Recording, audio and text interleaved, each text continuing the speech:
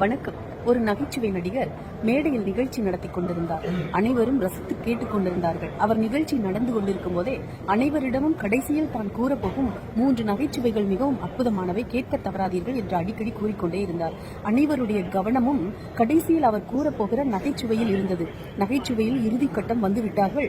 அவர் கூறியபடியே ஒரு நகைச்சுவையை கூறினார். அனைவரும் சிரிக்கத் தொடங்கினார்கள். சிரிப்பொலி அடங்கவே நேரமானது. அடுத்த நகைச்சுவை என்று கூறி முதலில் கூறிய அதே நகைச்சுவை மீண்டும் கூறினார். இப்போது பாதி பேர் சிரித்தார்கள், மீதி பேர் அமைதியாக இருந்தார்கள். 3வது நகைச்சுவை என்று மீண்டும் சொன்னதையே திரும்பவும் கூறினார். அனைவரும் ஒன்றுமே பதில் கூறாமல் அமைதியாக இருந்தார்கள். இது கதை இப்படித்தான். நம் தினமும் நடக்கும் ஏதாவது ஒரு பிரச்சனையை திரும்ப திரும்ப நினைத்து கொண்டே இருக்கிறோம். மாற்றிக்கொள்ள எத்தனையோ வழிகள் இருந்தாலும் மாற்றிக்கொள்ளாமல் மீண்டும் அதே பிரச்சனையை யோசித்துக் கொண்டே இருக்கிறோம். ஆதலால் ஒரு பிரயோஜனமும் கிடையாது. ஒன்று, அந்த பிரச்சனையை மாற்ற முடியும் என்றால் உடனே மாற்றிவிடுங்கள். மாற்றவே முடியாது என்றால் தள்ளிவிட்டு விடுங்கள். தேவையில்லாத சிந்தனைகள் நம் முன்னேற்றத்தை தடை செய்யும். ஒன்று தெரியுமா?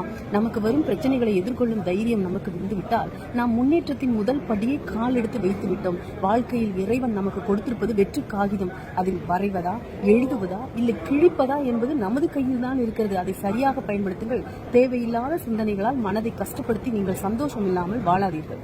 நன்றி.